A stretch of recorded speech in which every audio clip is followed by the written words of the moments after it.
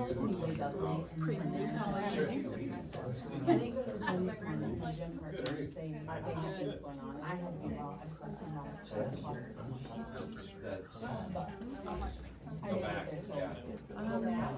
need some more chicken. I slept till 7.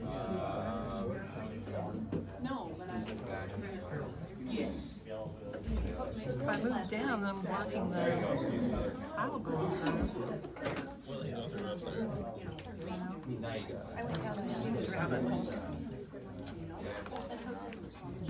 Somebody in the back.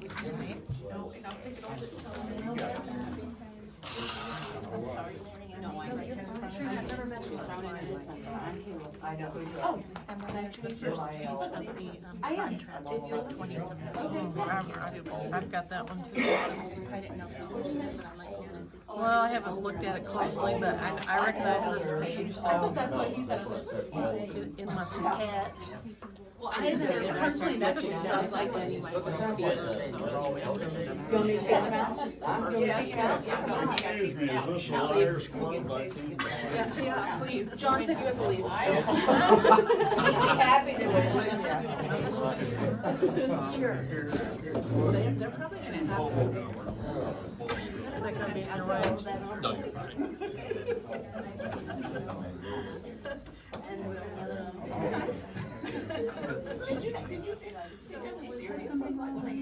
I might be able to. No, I was reading, I was. We'll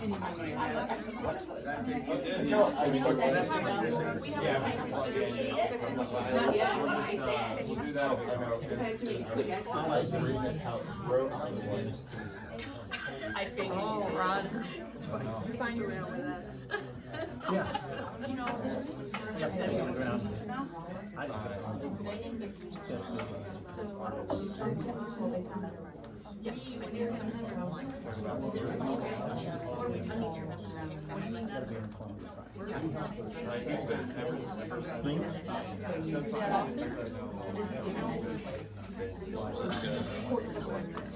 Making sure I can reach you. You may not like what you find out. yeah, but I don't know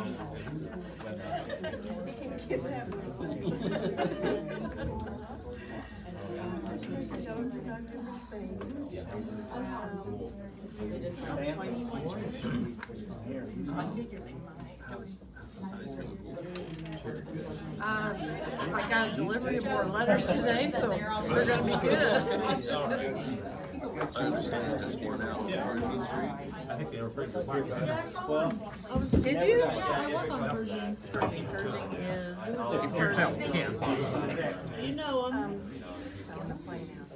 Yeah, the couple. Yeah.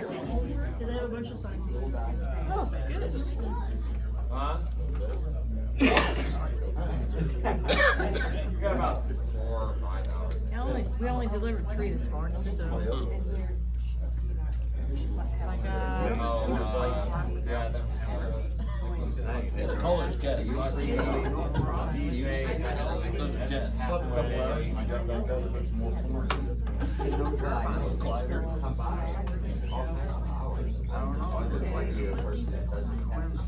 No, well, let me see. Got done, pick up trash Monday. their names and the angles so we can see them. I think they probably know each other across the hall.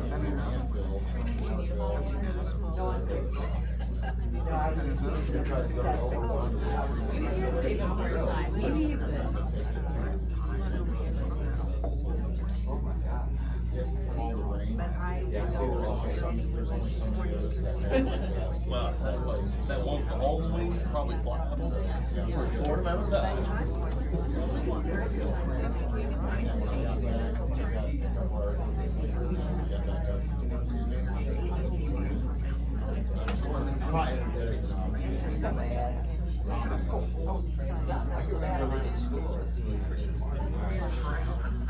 All right, it is 6:15. I'm going to go ahead and call this meeting to order. Thank you to everybody who's come. My name is Kyle Williams. I am the Utility Chair, or Utility Committee Chairperson. We'll go ahead and do a roll call. I see Mr. Hambacker is here, Ms. Catherine Dent, Ms. Karina Pott, David Weiss is here. We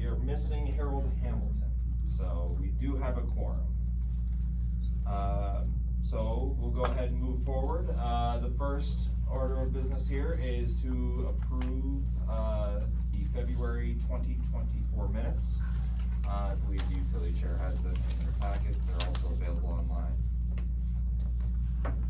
I'll move that they be approved.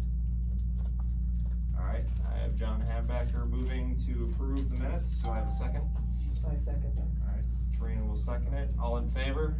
Aye. All right, motion carries. Thank you very much. We'll go ahead and move on to the next, reports and updates.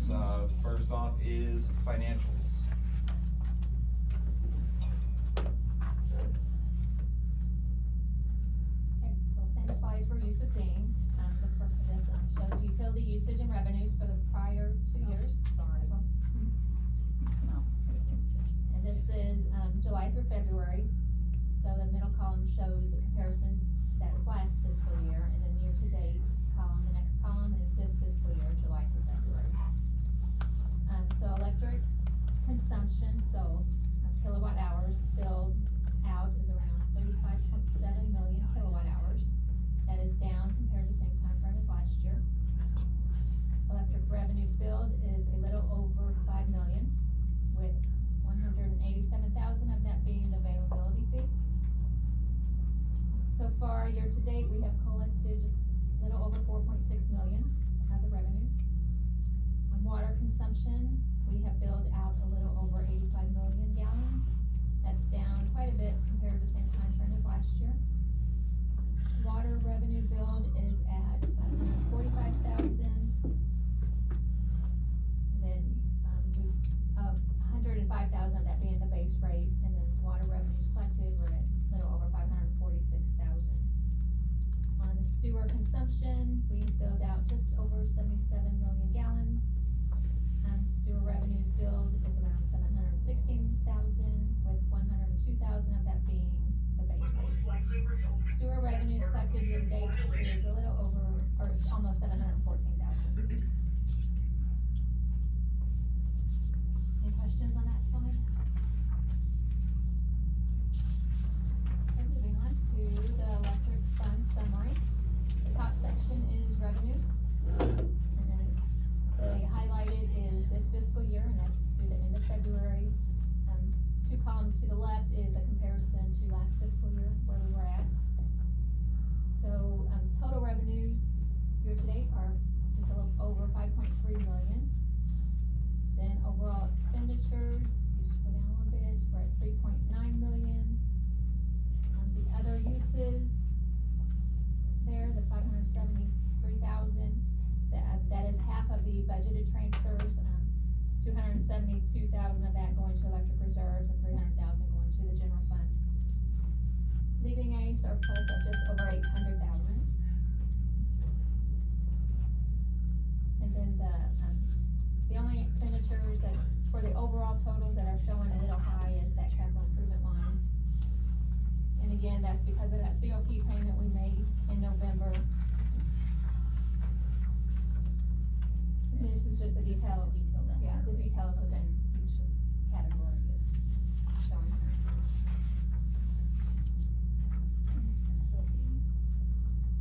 A little bit more. Utilities right here is capital improvements.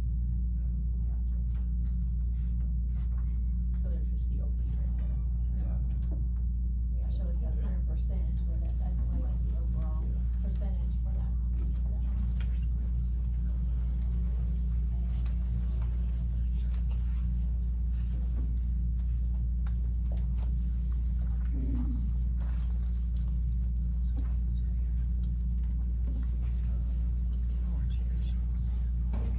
Yep, one extra question here. So under the fund details for revenues, I'm showing charges for services. I'm showing a really high, rents and royalties. Okay, so we, charge like, Brightspeed and, Landis and Gear, Fidelity, for Okay. use of our poles. I know Brightspeed was like 3 years behind in paying, Okay, so they're catching up. okay, so they're paying back payments that Correct. they missed. So that's Okay, why I was just curious. Yeah, we won't see those kind of numbers every year. Okay.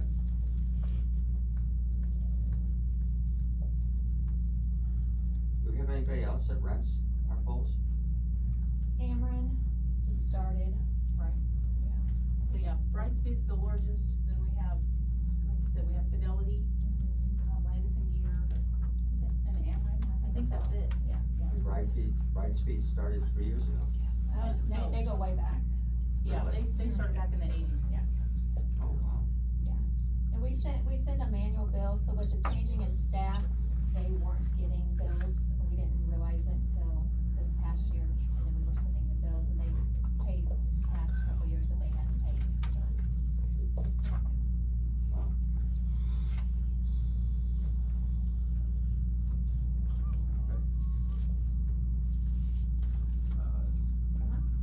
Yeah, go ahead.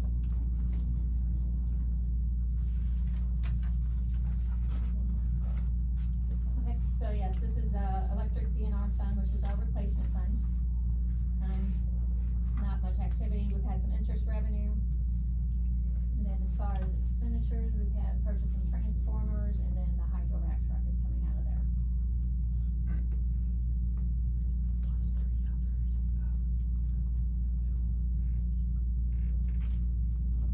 The next is the electric reserve fund. We have some interest revenue. It's the only activity. And then if you go to the bottom, right there, that just shows, based upon what we have budgeted. That's, our reserve, our ending fund balance will be almost 1.3 million, so the column to the left there.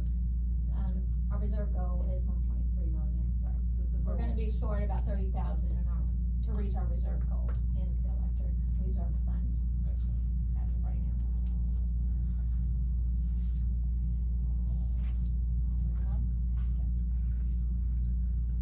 Okay, and then this graph is our purchase of power graph. This is a month-by-month comparison of what we are paying for our power from MPUA.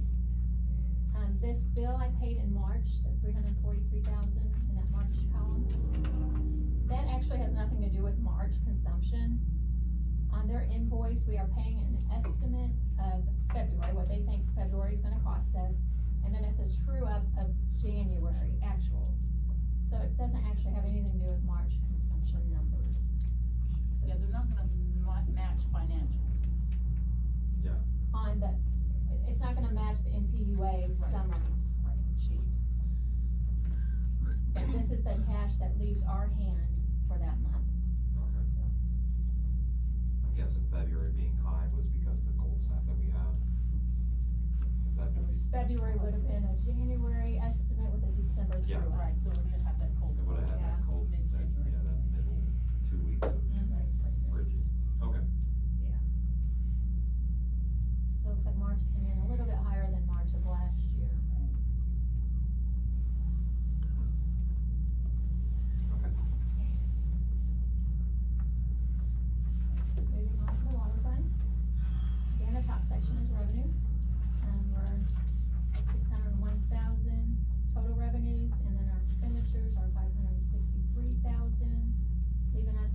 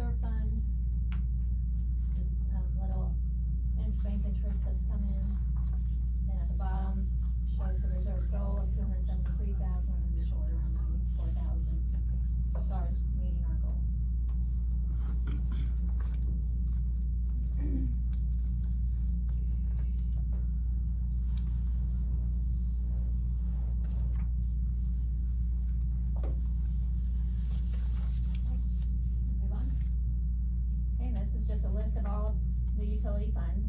That shows the beginning balance at the beginning of this fiscal year, and the revenues year-to-date through February, and expenditures year-to-date, the transfers in and out of each fund, and then the ending balance within that fund as of the end of February.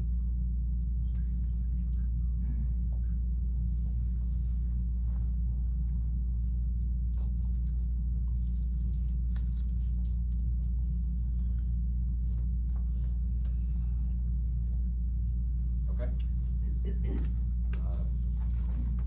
Go ahead. Got a big one. Right, this is the summary that MPUA sends us. It's a comparison, January 2023 through January 2024. And then the average total cost that we're spending is, or that we're being billed for our purchase of power is 0.07 cents. Yeah. This is 2.7% more than same time frame as last year. About 3% up. And if you look at the highlighted green line, Yeah, I see the that's, 0.046, that is based on mostly natural gas prices. Yeah. So the gas prices hiked during that yeah, January. this is during January, Yeah. so that makes sense. They were calling for, 30% increases. yeah, 30% increases if I recall, and then they had, they started sending out alerts in January a little bit, so they had to pull in extra. So I'm not surprised to see the jump, it's just, I'm just glad it was only that much, yeah. honestly.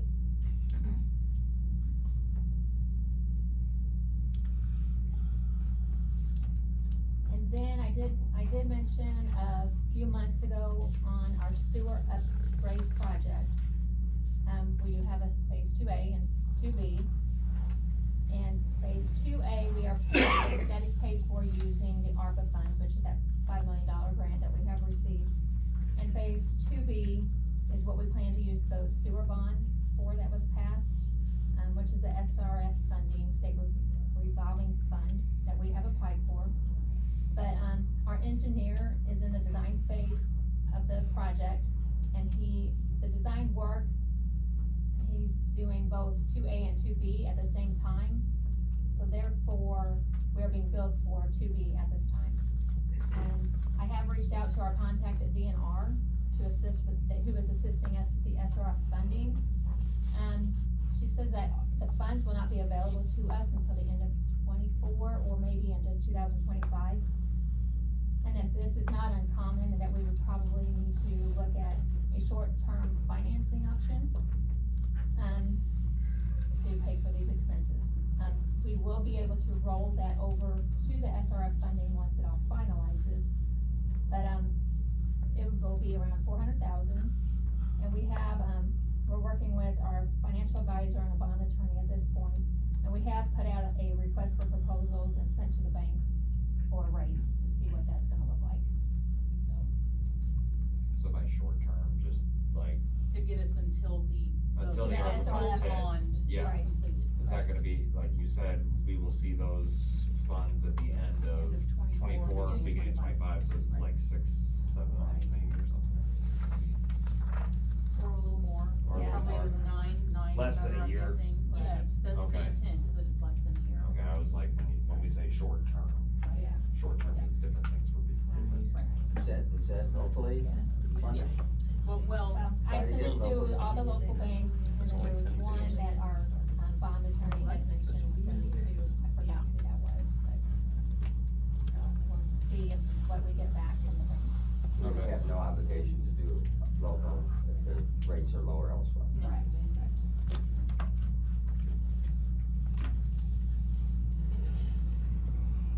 Next slide. Okay. Okay, and then I believe, John, you had requested to see residential versus commercial?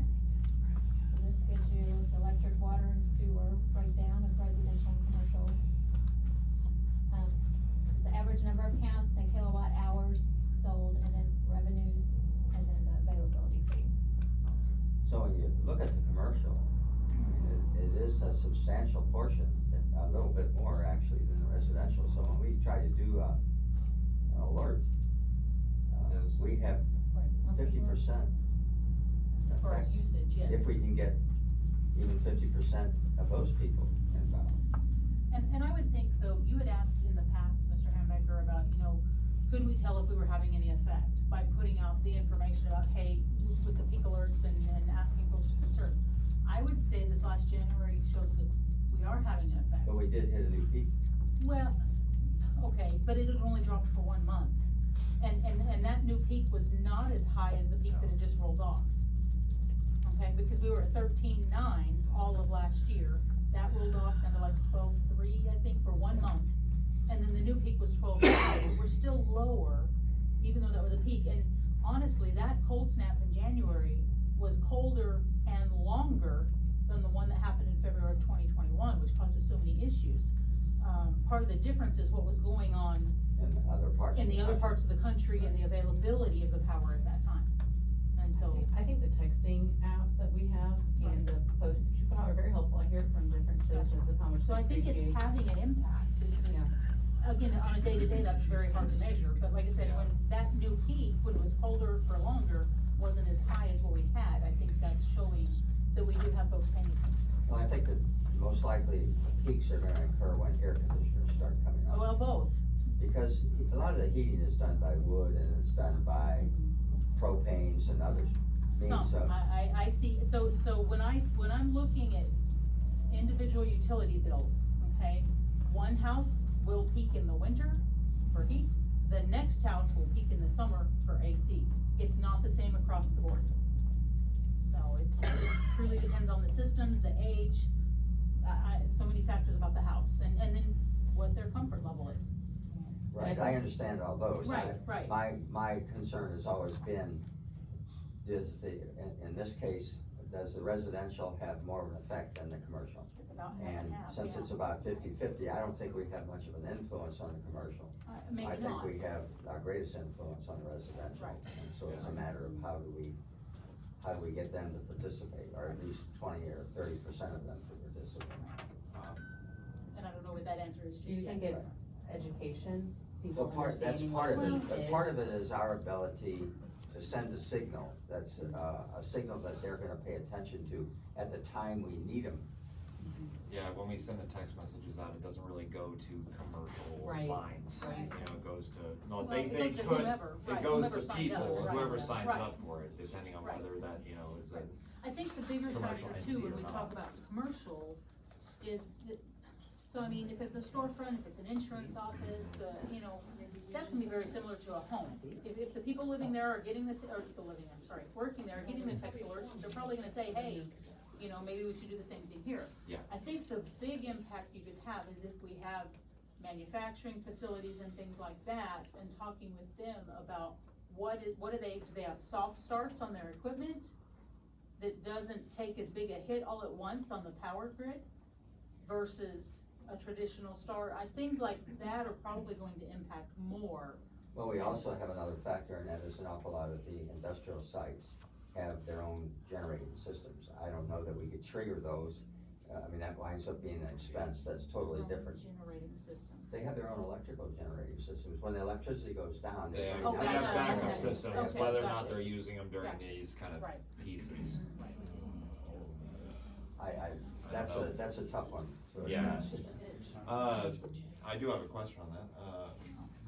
So I know when and if Acceleron ever gets, when we get to that point, I know they have like daily checks on that. Does the city get any of that data of like the household usages of like per account or anything like that? Not, because they can go on, so people can go online, whenever we do get Acceleron, they should be able to go online and they can see that they Right. peaked at Yeah. certain Right. times and things like that, how much draw they had. Right. Does the city get that information in any way, shape, or form? I mean, or we could can they? always go look, we can look now through NextGrid, Oh, through can the we? AMI system. Oh, I didn't Right. realize. Yeah, any individual account, we can go look at that, but it doesn't, But like, I'm talking. it's not gonna send us an alert that John's house peaked today. Do you know what I mean? Mine will never be. Well, yeah. But I mean, so, yeah, so when we have customer questions, we can go look at that data Yeah. and see what time of day or that kind of Yeah, stuff. like individual I guess Yes. my question is like, do we, you know, do we have any sort of graph that we could see, like, as it, you know, when we send a text alert out, if it goes up Oh, above as a a certain whole? point? Yeah, as a whole. But we have a behavioral, the human has a behavioral. Sure. I'm just trying to think of the data and like how the Yeah. data comes in, It- because if we see like, oh, it's starting to ramp Yeah, up and everything, and then like it hits a certain point, and that's when we send a text out versus like getting a, I've not seen something like that, Okay. doesn't mean it's not out there, I just haven't seen it. yeah, and I was wondering if Acceleron would have that kind of stuff, like, oh, Salem's pulling I don't- in, you know, we're approaching. Acceleron won't, Yeah. Acceleron won't, Next Next might. Grid might, I Yeah. just don't know. It might be something to look into, like, as soon as Yeah. it starts hit, you know, if we hit, if we're getting within like 10% of our peak, Right, trigger a, you know, gotcha, trigger a text alert, gotcha. you know, that Let would, the screen go red. some, Well, on their app, Kyle, on their app, it's set alerts. Yes. yeah, that's a, Individually, that's an yes. individual personal Yeah, alert. Right. Well, yeah. But I'm talking about like when the city, you know, if the city sees and starts seeing an uptick and we're starting to get really close to our, I don't, that peak. Yeah. I don't think we have that ability to set an Okay. alert citywide. Well, we Again, can that also peak. MPUA would let us know. Yeah, okay. Well, thanks for the data, that's an interesting number. So we have, she broke it out for all three utilities. So, Yeah.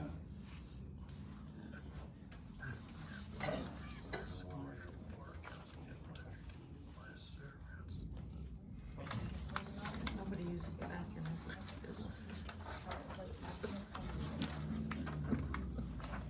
We have, okay. yeah, utility payments and changes in the office. So, as far as billing and payments, so we did have our first successful test of, emailed bills this last billing cycle. You'll see later in the agenda, we have an ordinance, a proposed ordinance change that we need to visit with you about, which changes the language in our codes so that we can send electronic bills and statements to customers. Right now, it just says mailed, and so, again, just to update that before we truly launch that, but we do have that working correctly now with the overlay, all of the details. So there's that. I had hoped, and I actually did an oops, on our Facebook page today. I had it programmed and set up in advance to post about, hey, in a week, you know, utility bills are due, and we are close to having the automated phone system working, and I thought it was going to be working by today. So that post went out with that information. I was updated and said, hey, apologies, we've removed this because it's not working yet. So I mean, I don't know when it'll be, it could be any day. I don't know exactly. So there's that piece. As far as online payments right now as it is, those numbers are continuing to tick up. What did you say last month? Close to 300. Yeah, close to 300 folks last month who paid online, so using that. So yeah, more and more folks doing that. So that eliminates the letters, Yes, stuffing, yes. all that, great. Well, no, that's, they paid the bill. After they got it in the mail, they paid it online. The Oh, okay, so emailing we're the So bills, they still, right, the emailing the bills that we just had the first successful test of, and then we have the ordinance change to get done, that will start cutting down on how many bills we're printing. Yes, so that's still in process. So as far, I think that's all the updates I have on billing and payments right now. I can't think of anything else at the moment. As far as changes in the office, so we are, short our kind of head lead billing clerk. So we have that position posted, and hopefully you find someone soon. We had previously scheduled, before that change happened, to have, a lady who was retired from Encode, which is our billing software. She is there this week with us, training, myself, Stacy, our 2 utility clerks, so going through training, helping us do some cleanup in that system. So, so that we make sure that we're using it to the best of our ability. And she's been able to show us some features that we weren't aware were in that software, so that will be very helpful, help us streamline quite a few processes. And I think that's all I have on that. Let me jump into the next one. Yeah, go ahead. Okay, I mean, this next one, the update is just exactly what it says. So the city's financial audit is complete. That was presented all in the meeting before last. It is available on the city's website. And with that complete, I have reached out to BHMG engineers. They're the ones who will be doing our electric rate study. So I don't know, I've reached out to them and they responded saying, okay, great, we'll start sending you some paperwork, and I know they have a list of reports we'll need to pull through our billing system to send to them, but I haven't heard back yet, so I don't know exactly when that's gonna kick off. Okay. Can we move on? Yep. Okay. MPEP update. So I have in your packet the MPEP agenda. I had been trying to send that out before that meeting, my apologies. Like I said, with some changes in staff, I mean, we're technically 3 people down in the main office, and so it's all hands on deck to make sure we keep things moving. So I didn't get that sent in advance, but you have the February agenda to see what it was we discussed. And we will come back to, the power supply, which was the main topic, the power supply agreement, which was the main topic of that meeting, and just agenda item after next.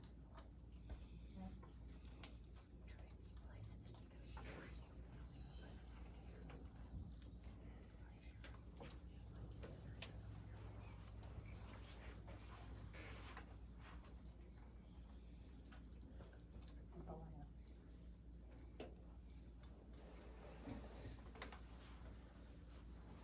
Any questions? No, I think we're ready to move on, to reports from city employees. Yeah, I mean, Yeah, I guess, Joe, did you want to give an update on Cruise? Yeah, Sorry. that's fine.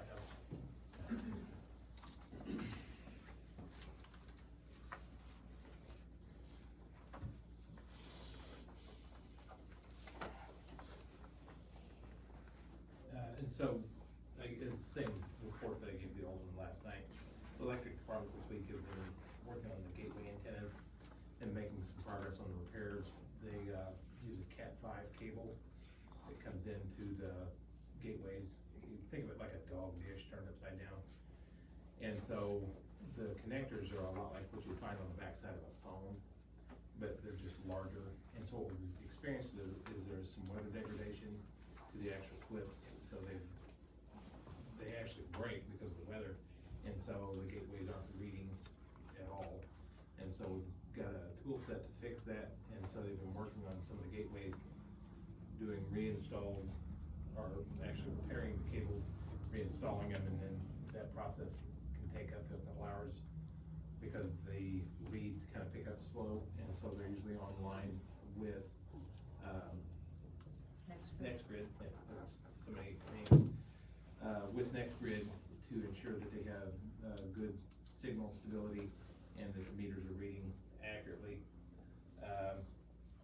Worked with Josh, Kochidov on the Eco One website a lot this week, just kind of learning the system, learning some of the diagnostic issues, and so we've been working on some of the higher reads, trying to diagnose where some of those problems are coming from. They replaced the damaged cable for the antennas at the admin building. I'm working on that.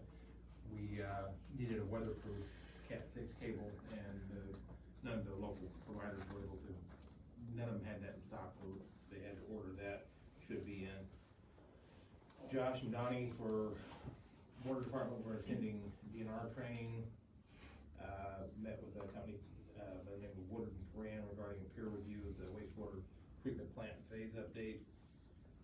Working on replacing on some of the meter wells. We still have some that have steel tops on them, and so what they're working on is a task them at 3 a week, replacing any of the remaining steel tops with poly tops, because it seems like the steel tops don't read as efficiently. And it's not that it flows higher or lower, it's just the signal strength isn't as high as what we would like to have. And so, and in some of the areas, it seems like anywhere where it's really low, like if the and think topography, so if you've got a house on a hill, and then there's one in a valley, the ones in the sitting in lower, elevations don't seem to be reading as accurate, and so what we're doing is we're ending up with rereads. We're trying to get that number below 2%. A question, Yes, sir. on the, steel tops versus the plastic tops, when they put in those units, I thought they were all put in plastic tops on They them. weren't, and so, and there's a variety of reasons for that, and it kind of goes into, construction methods on some of it. I've seen meters, and again, this kind of gets into topography. I've seen meters that actually sit below, I mean, they all sit below the surface of the ground, but I've seen it where they have to top the meter with a piece of large PVC pipe, and then the cover sits on top of that, but that might be setting at ground level, so when you open it up, that meter might be 5 feet underground.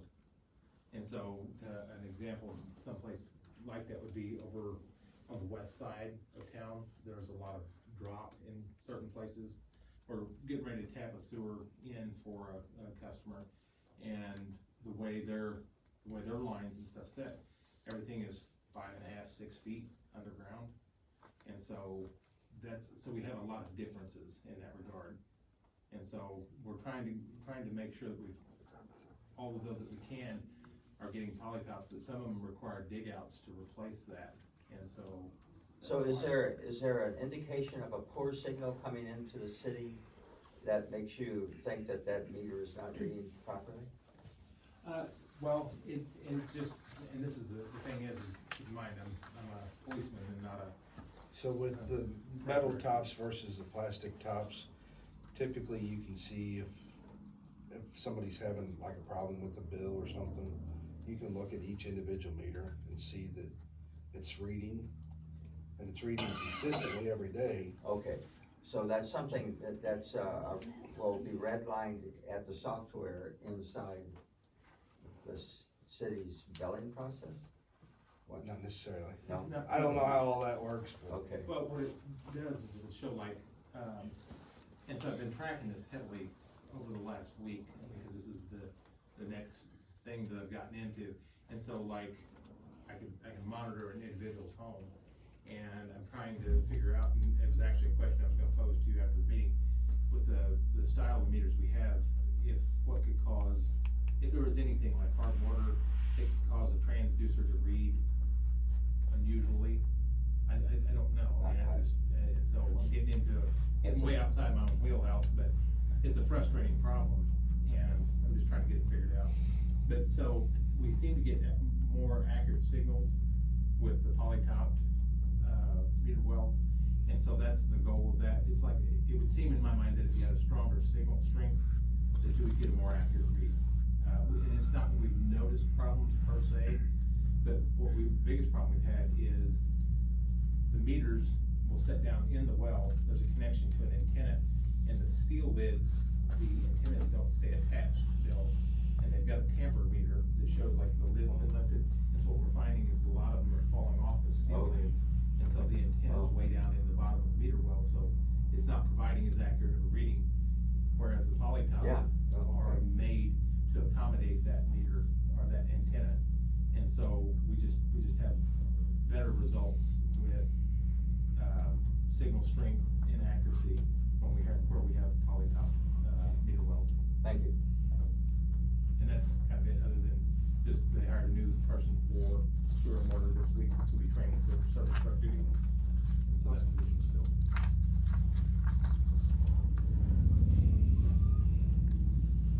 A question to Josh, just a minute. The water that was running at South Grand, I saw 3 of you come down there. That's been running for 4 or 5 years, and it's off. You guys turned it off. What So was the Josh- magic? I'm with electric, I'm not Oh, you're with with water. Yeah, Donnie. Yeah, Donnie and. Well, I Donnie- thought I saw you down there, but maybe I didn't. Well, Well, I saw Donnie. Our water and wastewater gentlemen are in training with DNR this week.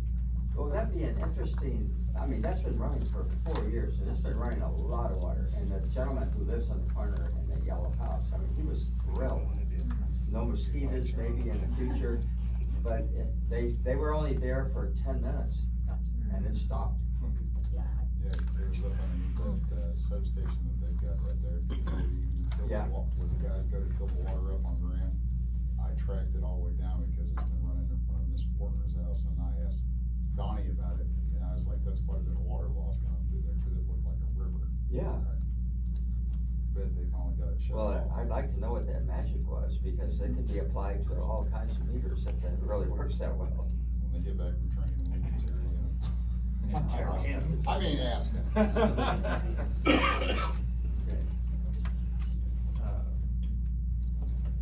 All right, any other questions for cities, from the committee to city employees? If not, we'll go ahead and move on to the amended, Commerce Plan Administration Agreement. okay, so in your packet for this, first there's a memo, so to MPEP committee, so we're an MPEP committee member. And this is about the amendments, it's talking about the amendments to the contract itself. They have, I'm not gonna go line by line through this. I'll come here to Exhibit A, that's part of the memo. And when I first read this, when our attorney first read this, cause our city attorney has reviewed this as well, the entire contract and amendments. When I first read this, he and I both took this as we would be looking at this additional charge, and fortunately, that is not what we're looking at. What they're looking at is the amendments to the contract that are proposed will strengthen MPEP's collective credit rating so that we will save that much in financing costs, because we'll have a better credit rating. When we go to, we've been talking about purchasing ownership shares and some generation facilities, and so that's what this is about. So the changes to our agreement with MPUA, with the Missouri Electric Commission, will strengthen the entire pool's credit rating so that we can get better financing.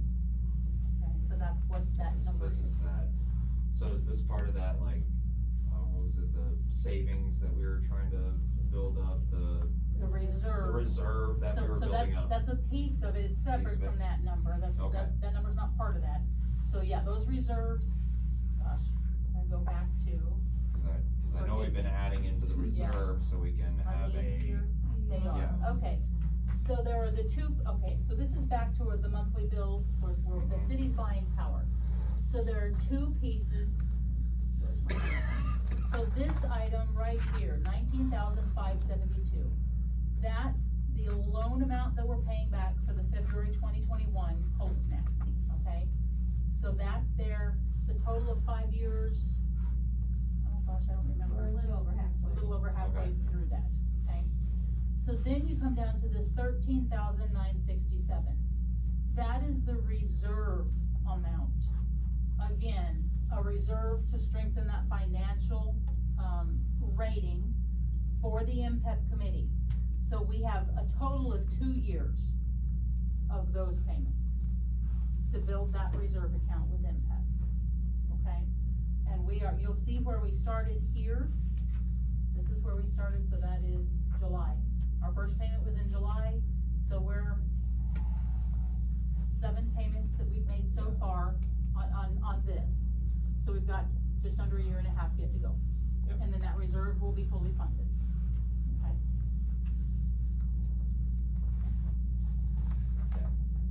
Okay, so And that's, it's a part of it.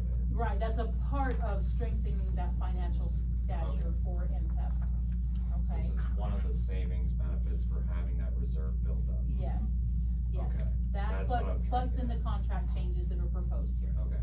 So then the next page is an actual detail of all of the changes that are proposed in the contract, okay? It takes it line by line, tells you what section, where those changes are, okay?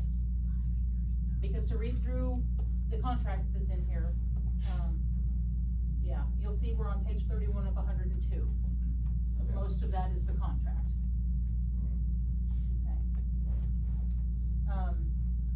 Then the next page here, Exhibit M. Yeah, this is interesting. So this is a list of all of the cities that are members of MPEP, okay, the Mid-Missouri Municipal Power Purchase of purchase of electric, oh gosh, I can't remember the. Power electric pool. Power electric pole, there you go, thank you. Yes. My goodness. Sorry. No, that's okay, so you'll see, these are all of the cities who are part of this pool with us. What each city's coincident peak is, so that's our most recent set peak, so we're here at 12.9, right? All of last year, we were 13.9. Okay, so you see where the different cities rank, so look here, Sullivan, Sullivan's wild. but they're much larger, Yeah. okay? And so then, what's the percentage share of the total pool? So ours, we are at 10% of the total pool. We're the fourth largest entity in the pool. Okay? Alright, so that's exhibit M. And then it goes into the actual agreement itself. I'm not gonna go through line by line. Like I said, all of the changes are in that one page. It explains what they are.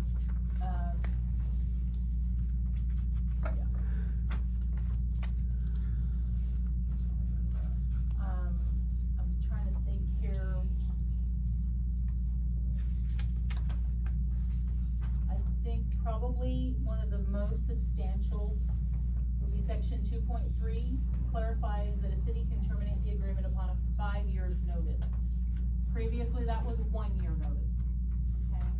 And again, the change is because we're talking about purchasing ownership shares in an electrical power plant.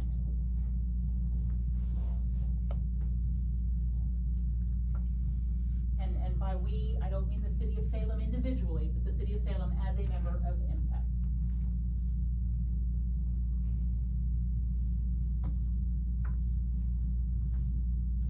Like I said, this has been reviewed by the attorney already. He did not see any, legal concerns with these changes.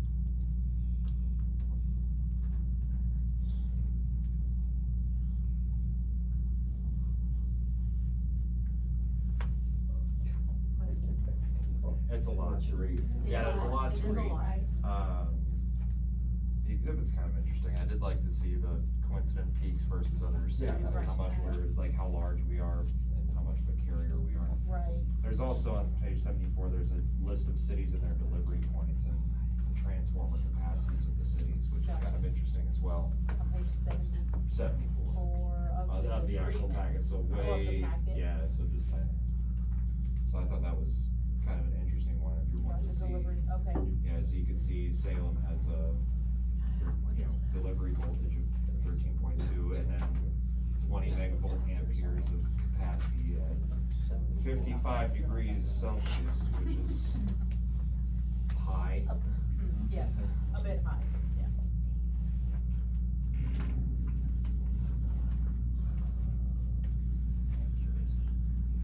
So this is online, I don't have that. Yes, it's online. Yeah, It it's should be in your online. packet. Yeah, it's in the packet,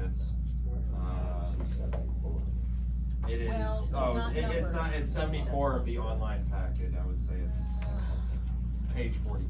Page 40, yeah, 42. It's actually not numbered on It's that not page, but numbered, it's right after there it 41. is. Yeah, I just so- think that was interesting, so if you're wanting to know like what's the maximum that can come into the city. So, You gotta back calculate it a little bit. I just So- thought it was fun. can I ask a question? Sorry, I'm a nerd. We're about to the question and answer time, if But it's gonna be about this page. it's about this page. Yeah. Committee, do you mind if we, okay, yeah, go ahead. I just would like more detail of what all that means, cause there's a lot of them that say 13.2, which is what we're at on the delivery voltage. That's. What does that mean versus the transformer capacity? Oh, It's not an answer. Can you break it down, Josh? Cause I can't. 13.2 is the voltage that is coming What in it at, says. but we don't, the only thing we take care of in our substation is our recloser. So I don't get into that side of it because that's a whole different ballgame than what I deal with. But that high voltage may be due to like the Craig facility where there's a huge amount of freezer units and, the demand would be just dramatically higher than maybe some of the other cities. Possibly. Shall we take care of it since it's your substation? Right. Yeah, I mean, most of this would deal with show me's equipment and stuff within that substation, so it's, yeah. This is kinda like the maximum voltage that we can carry, so when we're talking about like peak alerts and stuff like that, this is kind of like some of the this is just showing the maximum that Salem can actually pull. This is just potential, what it is. I just thought it was an interesting graph. Sorry, it's just the nerd in me.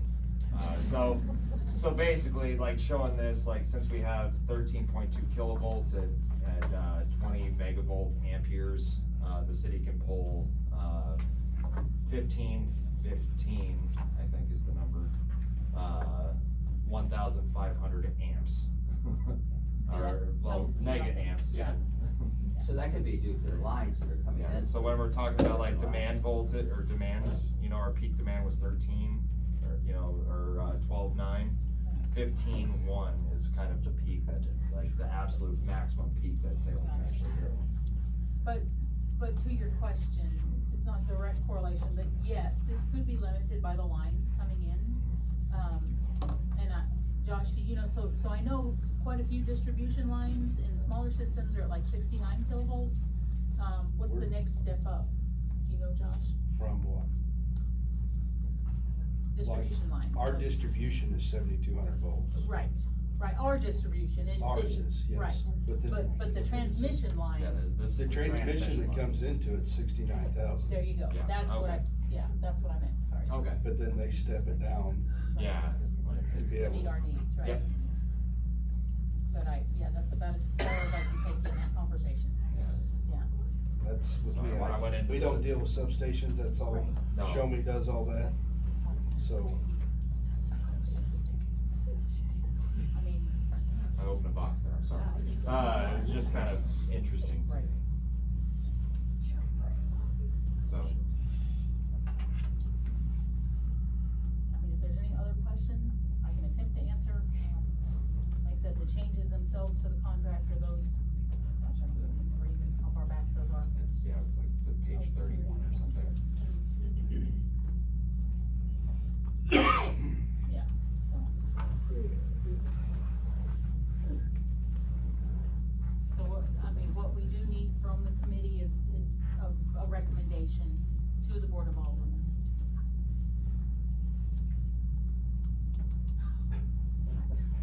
I haven't read all that. Huh? This is the lawyer's gone over it. He has, looks he at has it, and reviewed. He says it too. Yeah. A good. Yeah, he had no concerns. Sure don't.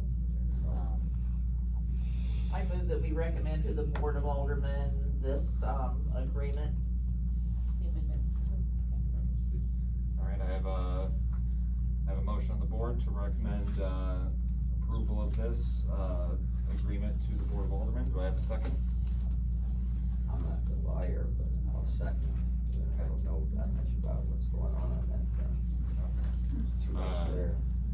There is a lot. Yeah, if you have, if you have any questions, you are, so I have a motion and a second. Yeah, I have a motion and a second. Any discussion? Any further discussion? If you do have any kind of questions and you do read over it in your, free time, you're welcome. I'm going to be reading over it as well. So if you have any objections or anything you wanna call, yeah, you can either bring it up or you can email me as well. And if there are any serious concerns or reservations, Yes. I mean, we can get MPUA staff to explain those details. Yeah. If there are serious concerns or reservations. So if there's any other concerns, if you read through some of it and find something egregious. One moment, let me, so I do have a motion and a second. All in favor? Say aye. Okay. That'll carry. We will recommend this as an approval to the Board of Aldermen. Ma'am, you had a question? Can I just ask a question about that process that you all just went through? Sure. How many of you read that? I've read through a good portion of this. Briefly read through. Briefly. Okay, It's the So- lawyers talk, and I don't understand all that. There's pieces of it, I mean, okay, so y'all just voted on something that you haven't really read and you haven't spoke with the attorney on to see, make sure that there was understanding, is that right? But there's something that was just said that was, if we question anything on it, as we try to delve into it again, we can bring it up at the next. But you all just voted to send it to the alderman to vote on. And they have the option to email me as well or email back and forth if they see any other concerns. When was the packet handed out to be reviewed by members? Well, it was Yesterday. emailed out yesterday. Yeah, it was, So 100 and some page document was mailed out to these folks to review and be made, and they are to make a decision, an informed decision today? Yes. Again, the summary of the changes in it are contained in the one page. And the details of all of those changes are So, here. should the attorney not be here to answer these folks' questions? Should they have some? Because we're going on the fact that the attorney said that he or she didn't have any issues. But yet we've got 100 and some pages these folks are trying to figure out what to do with, emailed to them yesterday. And they just voted to send it to the alderman based on, well, the attorney said. So if the attorney and you all had an opportunity to view it, obviously you all have had it for quite some time, what's the procedure for getting it to these folks so they can make an informed decision rather than, here it is the day before, we're gonna vote tomorrow? Can they table it? I mean, they can, Okay. but we'll need to have a special meeting. No, I'm asking questions, this is the first one I've been to, I just, Yeah, just concerns me when. they have the option to table. I mean, even if I sat there and read it all day yesterday and today, I don't know that I would be in a position for myself to make an informed decision in 24 hours. yeah, and after reading it, I'm not too sure that And I I would don't know that understand you would everything still either. know, so. That's how- why I kinda depend on So we're the just lawyer depending for on the doing that. attorney who's not here to answer any questions. Okay. Page basically outlines everything that's in this. I'm sorry? This memo Yes. page. Yeah, the memo page outlines. It's very self-explanatory. Yeah, you've got a Yeah, good there's point. like I about 4 understand. pages there of summary that give you the details of Right. It's what the specific self-explanatory. amendments Yeah, are, so- what they Right. do, why. So what we're Right. saying here is there's about 4 pages of summary that has been written by MPUA that we have reviewed, and can review, that, the rest of it is long form details Sure. of the amendments. Typical legal form. As I understand this, we're already signatory to this agreement, and these are just amendments to the the agreement. existing Yes. agreement. Yeah, this Yes. is So I after understand. people have Only reviewed. that one page of those amendments that you can look at and see if you have issues with any one of those particular amendments. The rest of it is already accepted, and we're signatory to it. I'm just still a little concerned about, we had more than one say that they hadn't really read it all through, and one that said that he didn't understand it, but yet we're gonna go ahead and approve it. No, the summary is read, but the details are beyond that. Are the details not important in a situation like this? Well, they are, but, sometimes lawyers write it in a manner that I'm not I a mean, lawyer to comprehend. We've been told this is how it is, and I assume it's correct, but do we know that? I'm gonna assume the summary was a pretty good summation. Okay. I So would, you're, I would think if the summary was incorrect about some of the details, as Okay. we've had somebody, go through it pretty extensively, the attorney as well. Then he would make note of that saying, hey, here are the differences that I have seen, okay, okay. so.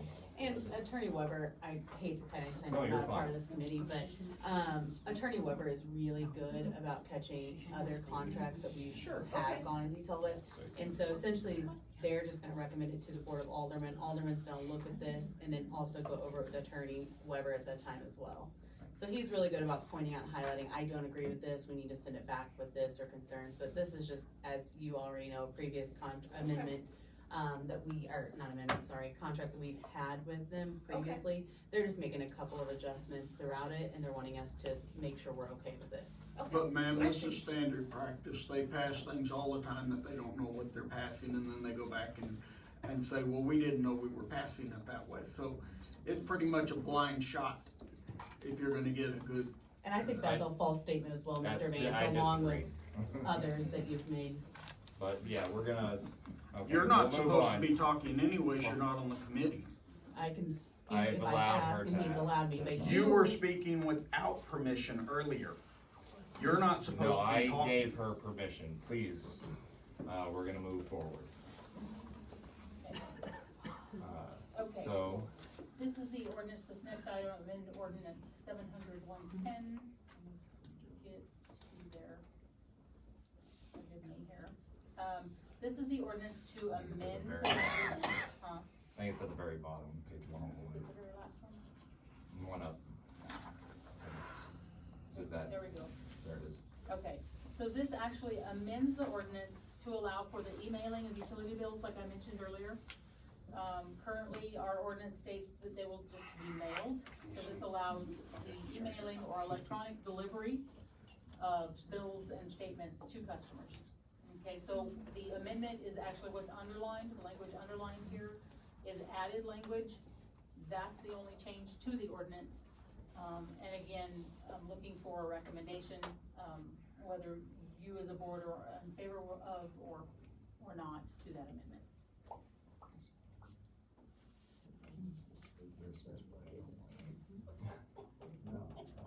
I move that we, make, amend ordinance 700.010 regarding the disconnection and reconnection services to include the words emailed or electronically delivered in that ordinance. I second that. I have a motion and a second to amend the ordinance section 700.101, or 010.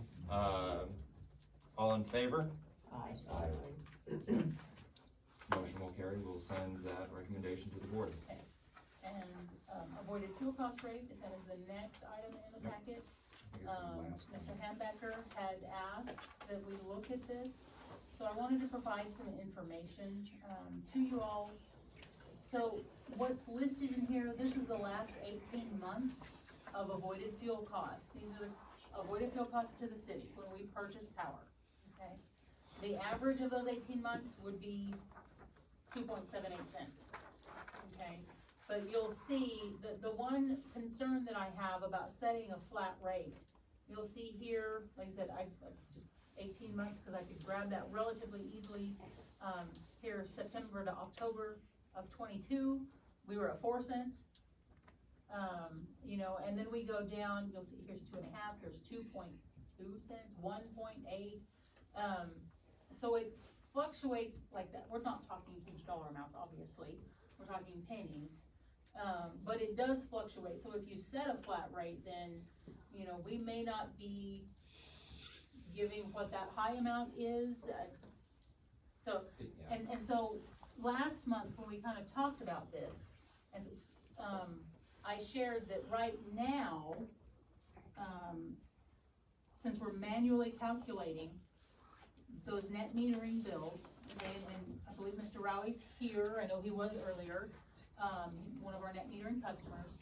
So I just plug in what that actual avoided fuel cost rate is into those calculations each month. It takes seconds to grab it from our bill, put it in the spreadsheet for those 3 customers and do that calculation. As I've stated before, right now, our billing software cannot do the net metering calculations. So that's why we're doing them manually. So that being the case, since I'm currently having to manually calculate, it really, I mean, we're talking a matter of seconds, additional time to use the actual avoided. So it's whatever you as a committee want to recommend. I included in here city code, 515.680 item D. It talks about the avoided fuel cost. Is that amount determined by the city's governing board with responsibility for setting rates is outlined in section 386.89021 of the Missouri revised statutes, and then I actually pasted in that actual revised statute language. So I mean, yeah. When I look at the chart, it looks like when we were looking at the intercounty electric, it was 2.5 was the payback, and it was just a set number, easy number to calculate on. And when I look at the numbers that are there, there's only a couple that are actually below the 2.5. Yeah, The not majority many. of them are above 2.5. Right. The other point that I would like to bring up is it seems like when we're doing the electrical, generation from the solar panel, we're generating it at the peak of the sun. And, the demand, I think, is always beyond that. I mean, we can supply electricity into the system at a time when it's not the highest demand. So why do we wanna move up and down with a variety of numbers and not just set a number? Is there discussion on that or argument on that? I mean, I'm trying to think, like, so we would pay, so basically for anything generated, say at the top of the line here, 915 to 1015 there, so Right. like we were paying, whatever they generated time, you know, whatever However many kilowatt, kilowatt hours. whatever times that. kilowatt hours they Right. generate times, 0.0402. Right. So, you know, there's only, you know, I'm kinda looking at it, you know, whether you go for an average or not, it doesn't make a lot of difference on the It doesn't. city's work towards it. But if, you know, it seems like, this year is pretty close to the average, you know, but you would, if you set a standard rate like that, you're not avoiding the full fuel cost of what, you know, like say 215 to 315 there. Gotcha. You know, they're not actually avoiding the full fuel cost that we had, we're shortchanging. If we would be shortchanging them for February to March 15th. Yeah, I see that there's a couple months when that happens. Yeah. But, also, I guess the thing I can't get through my head is that when we're generating that electricity, a lot of times we're pushing it into the system at a time when it's not really required. The required electricity Yeah. winds up being between 5 and 6 o'clock, 5 and 7 o'clock. Right, when those And we're peak not- demands might hit. Right. Yeah, so, Right. I mean, I don't know if it's gonna help with, you know, cause you're at the mercy of the sun at that And, point. yeah, and we don't have enough systems connected to the city system to make an impact. Yeah. I mean, right. And no matter what time of day they're generating. And I guess the other question is, how far back do we go? I mean, some of these panels have been in our system now for more than 1 year. Or do we start this now? Are we trying to go back and, So, feed a credit back for years or what? well, okay, so all of our net metering customers have been brought current using these avoided fuel cost rates, Oh, okay. okay? So if we implemented a flat amount, say we wanted to go 3 cents, okay, Okay. just as an example, then that would be moving forward. It wouldn't Yes, affect the yeah, I past agree. stuff. Yeah, so they've been trued up. Oh, they have been trued up on their billing? Yes, So they've received credits for Yes. past? Oh. yes, Oh, I yes, guess they I are didn't now, understand as of just this last billing, they are Okay. trued up and received the credits since their system came online, Okay, okay? And so moving forward, every month, they will have that adjustment on their bill that shows whatever their either avoided fuel cost rate, if they or put more on our system than they Okay. use, or the net amount. alright. Okay. So we have 3 customers basically that are in the community that we can do this by hand even though we can't get it on the system. Right. And we can start that Right. next month, It's already done. okay. That's what I used I set up an Excel spreadsheet to do the calculations. It's done, those 3 solar customers received a copy of their Excel spreadsheet with this last month's bill. Okay. I'm gonna ask a question to, Mr. Rowley? Rowley? I guess if you don't mind, since you are one of these net metering customers. Right. What would you rather see? Would you rather see a flat rate Well, or the adjusted rates like you see here? as far as cost to the city, Yeah, it's minimal. Of 3 customers. yeah, you have, sure. Mr. Can there- Kirk might, twice a year might have avoided fuel costs. Right, Yeah, The other customer will never have an avoided fuel cost. yeah, just, And I'm looking at my bills, that last,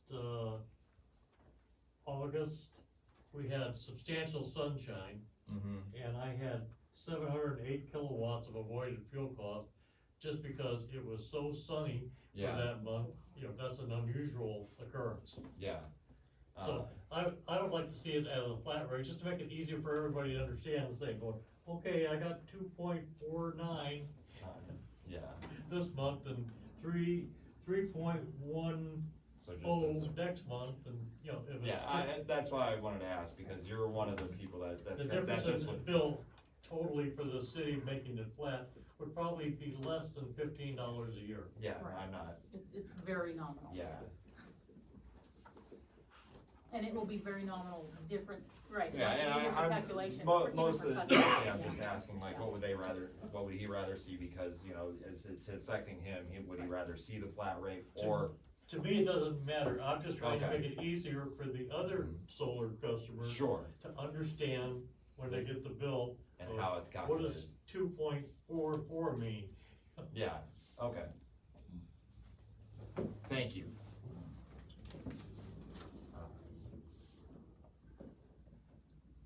Yeah, so we've seen that. Does anybody wanna make any kind of recommendations or anything to do any changes?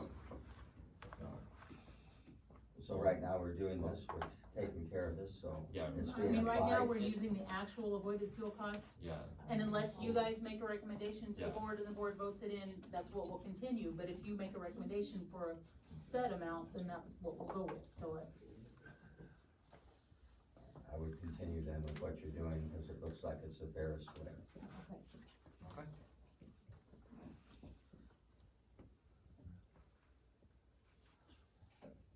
All right, so this one was at the request of Yes. Kayla, so I will let you take it away here. Thank you. If you'd like.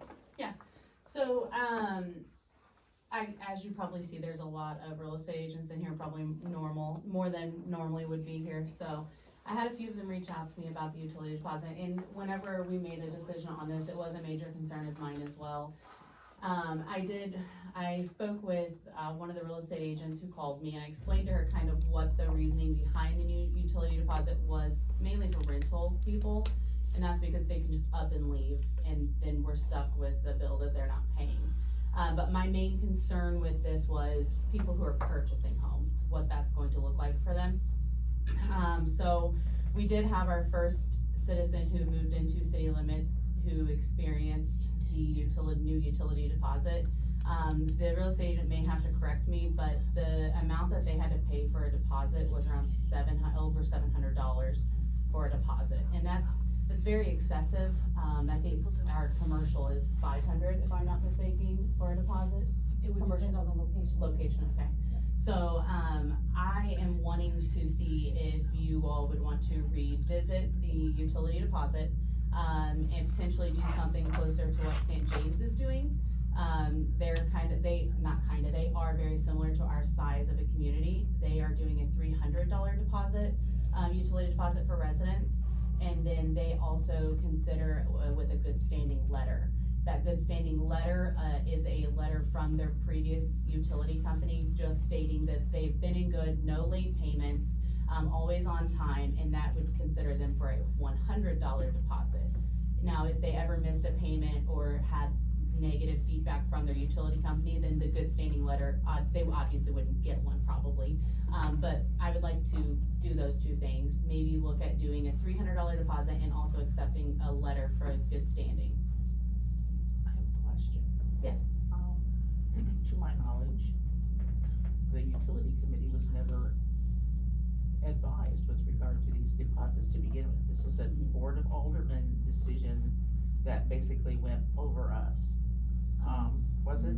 No, Are No. you, so, this is, okay, are we talking about the one that, is based on the usage of the so previous? two pieces, yes, 12 yes, months. 12 months, Sure, yes. a 1 month average based on the last 12 months. Right. Right. Okay, okay. That's the one that came to us. Okay.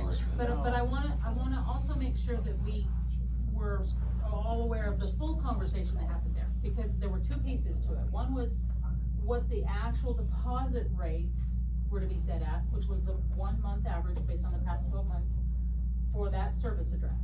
The other piece of that, which we've not enacted yet, we've not gotten we have board recommendation to approve it, the board hasn't taken action yet, okay? Okay, Is the soft credit check piece.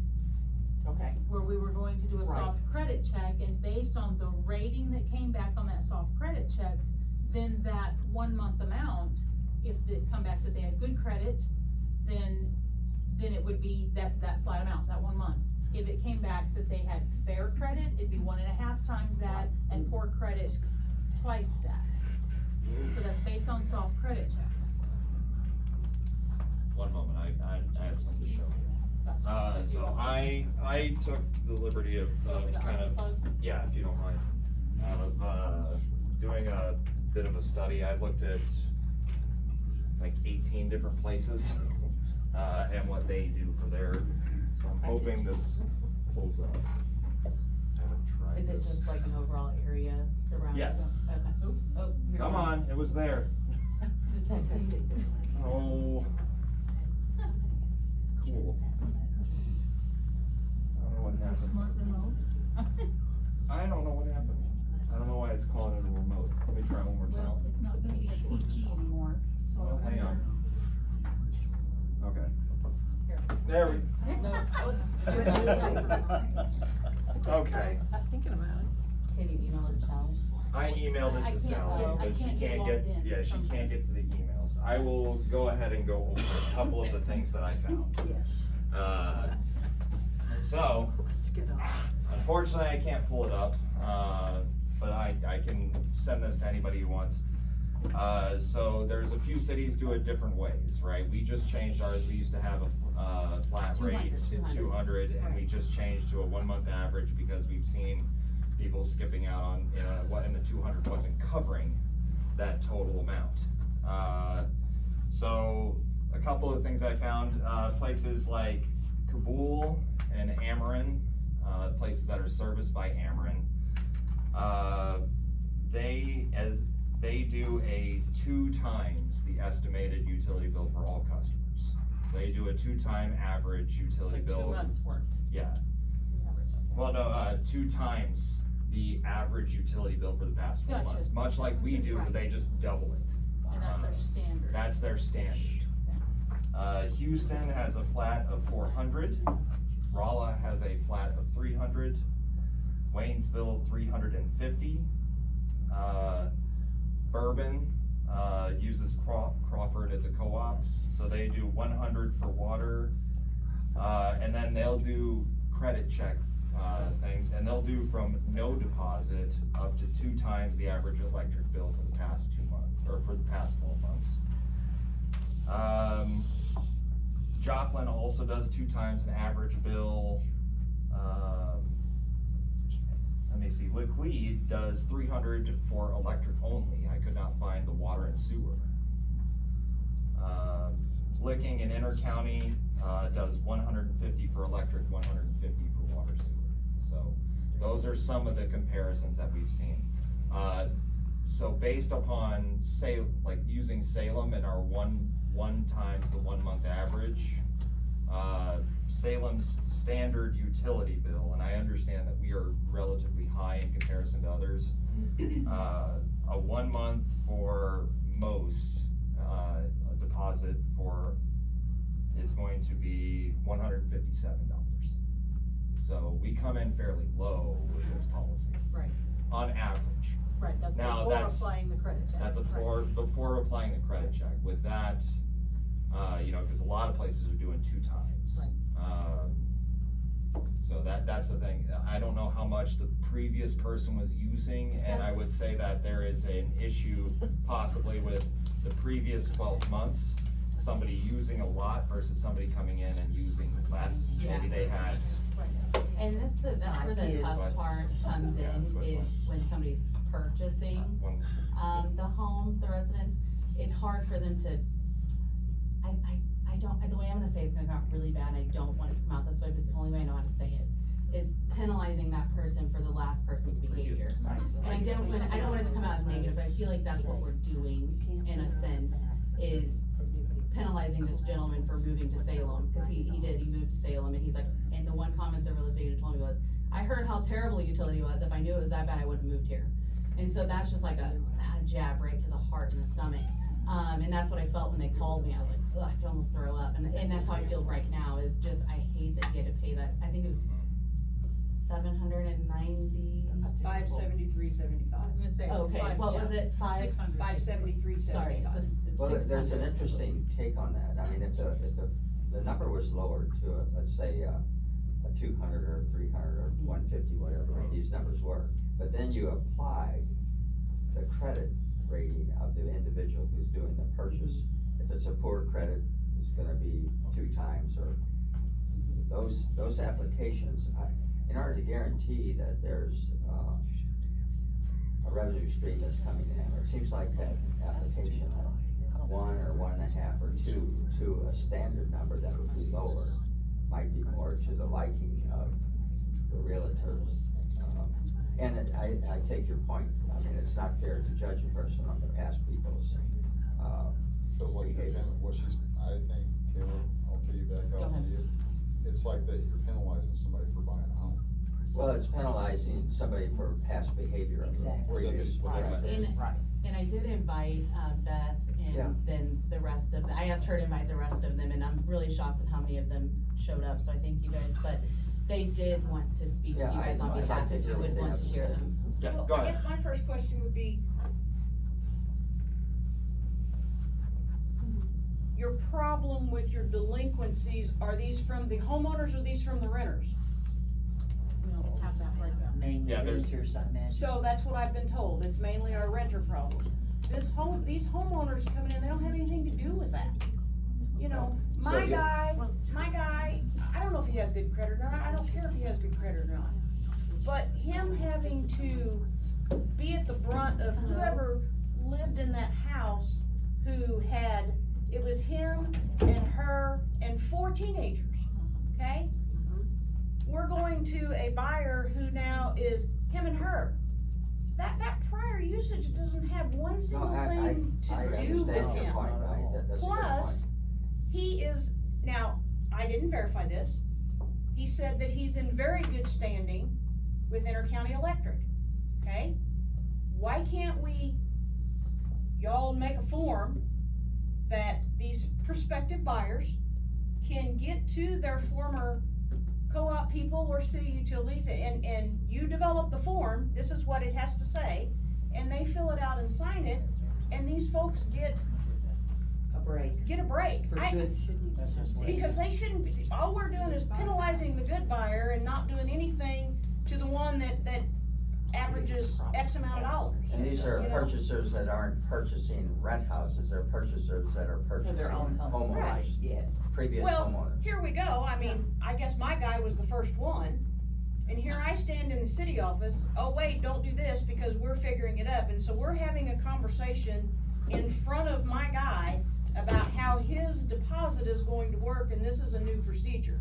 So then that starts his yow of, well, this is what I heard, you know, this is what I've heard that I'm getting into, you know, moving in here, I've heard they're, and I'm like her, I don't want this to sound negative, I'm just repeating, you know, this is just one more reason why I think, you know, this is kind of a crooked thing, why would I have to pay? I'm like, do you wanna do it, or, you know, what do you wanna do? And he's like, I don't have a choice. Yeah, I think it's You a know, farm that we need to so, develop. I mean, we can do that, Yeah. I mean, well, I mean, I when we still- developed a farm. St. that is James gonna does that. establish It a sounds rate, like and y'all then we were can doing it sell. already. Why can't we? Headed that way, Why right? can't, and number 2, I was told also, if it was understood correctly, that somebody was supposed to come around and talk to all of us because it was talked about the impact that it was gonna have on buyers coming in. We didn't hear anything. I went online to look to see. It was discussed in an alderman meeting. Okay, that's what it is, I'm sorry. I went online to look to see at the alderman agenda, the former minutes and everything, and I couldn't even find anywhere where it was discussed, so we would've, even if I had been looking for it, to where I would've even known anything about it. So, you know, timing, nobody can help that, but it just, we were just shocked right in front of John Q. Public, who, like I said, just bought a very nice home on Magnolia Drive. And, you know, that's how he was met. And Beth, I apologize to you already, but I didn't apologize to the rest of you. I could have just as easily reached out to every single one of you because I do have your contacts with my career that I do. And I could have reached out to you and let you know just as easy. So I do apologize to all of you.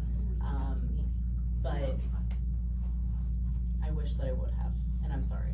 So Well, that's what I you have. know, timing, you know, I just, you know, we were told, you know, this is a brand new thing. Okay, we were just kind of unprepared and got caught off guard, and that was my main we're just concern. kind of concerned about why these buyers, why they should be faced with what happened at that residence before. That shouldn't have anything to do with this new person.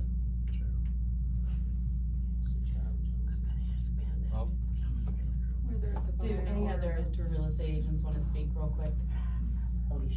I just have a comment, and it's about the credit checks. I mean, when you're going as a realtor, we already have this buyer coming in as a pre-approved, most of the time nowadays it's pre-approved. They're already hitting, credit checks, they're already getting all of those, they've already paid lender's fees, they've already, you know, they're coming into this town. Whether they're buying from out of town or they're buying a new house in town and they've lived here, or whatever the situation is, they've already gone through those hard credit checks and soft credit checks. Why should they have to do that again to get electric to the house that they just bought?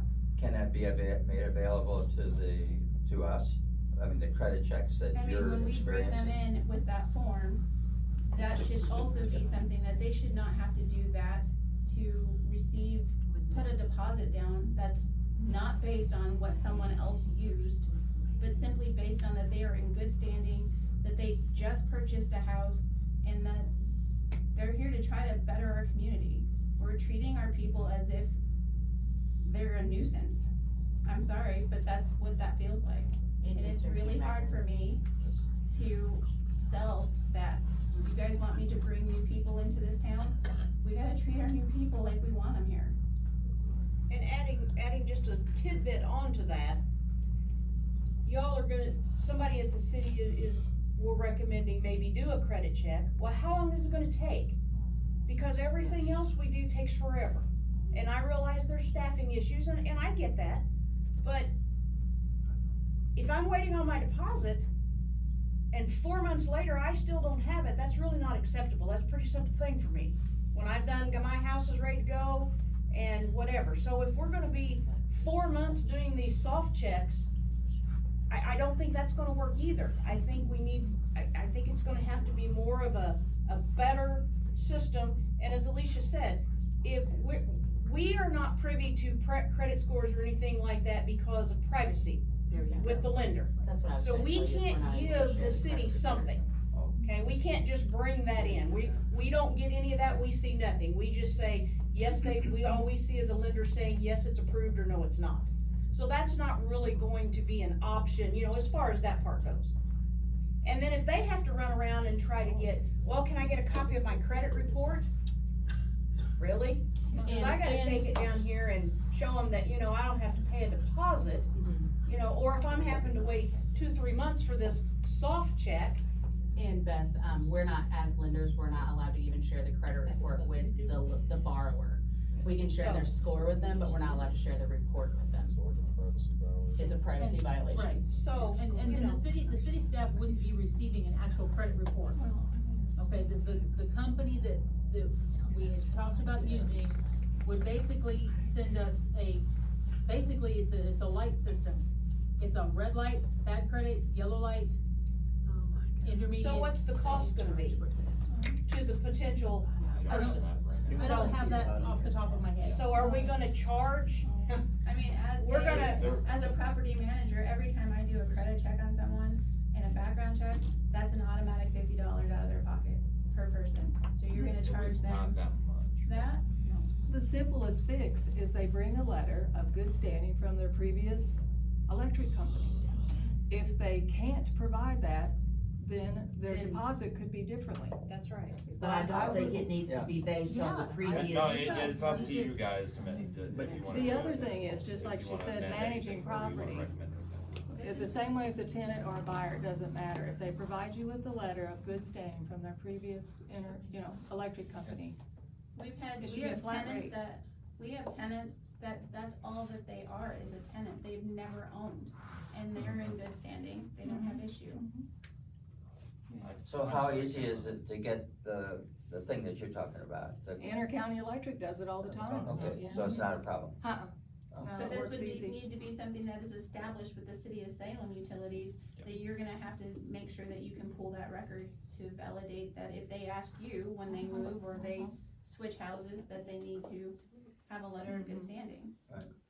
And I think that, you know, this letter almost has to be drafted by the city, because I guarantee you, they're gonna bring something from Intercounty, and it's not, this I is not gonna be dotted or this T is not gonna be crossed.